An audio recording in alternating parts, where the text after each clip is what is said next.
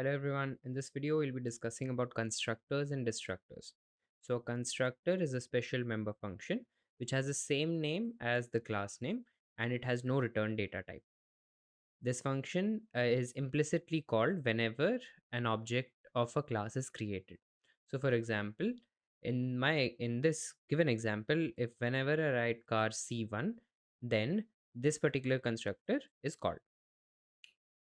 So here we see that this constructor takes in no arguments, but constructors can also take in arguments, and those constructors are called as parameterized constructors. So if a constructor has no argument, it is called a default constructor, else it is called a parameterized constructor.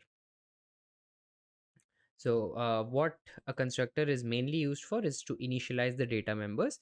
So for example, over here, what I'm doing is for whenever an object of a class is created, I initialize the distance traveled to 0.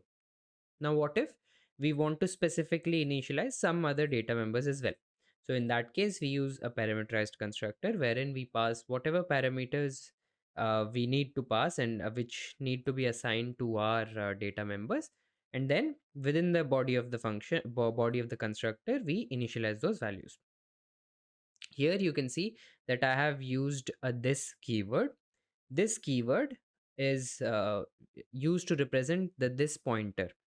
This pointer is a pointer which points to the memory location of the instance which is calling the particular member function. So for example, if I'm calling this, so I'll have some string which has the name car name and an ID 1 2 3 4. Okay, so whenever I create an object like this, what will happen now is we'll call this particular constructor, and here this will actually point to C1, to the address of C1. So whenever I write this arrow name, what it actually means is that we are accessing the name data member of C1. Now let's look at another member function. So whenever in any member function we actually try to access the data member directly, what it implicitly gets converted to is something like this, wherein the data member which we are trying to access is accessed using the this pointer, which actually points to the instance which is calling this function. So for example, over here when I write c1.getName, c1 is calling the getName function, hence this pointer will actually point to c1. So that's how you can use the this pointer as well. So now we discussed about default constructors and parameterized constructors. Similar to how whenever an object is created, a constructor is called whenever whenever the controller moves away from the scope of the object, a destructor is called. A destructor is also a special member function having the same name as the class name, but it is preceded by a tilde symbol.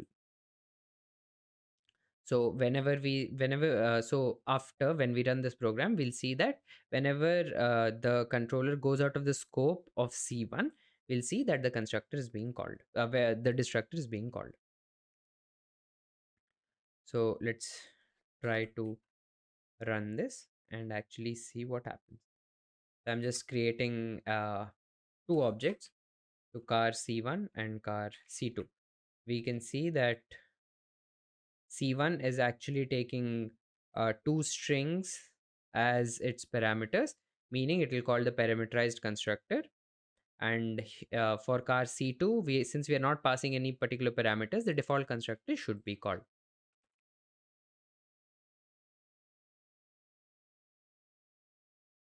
So what we see is that for C1, the parameterized constructor is called, and for C2, the default constructor is called.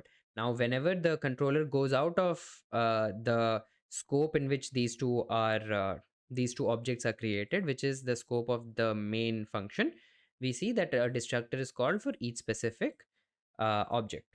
Now, let's see what happens if we try to have only one constructor, which is the parameterized constructor, and we are trying to create the object C2 without actually passing any particular arguments during its creation.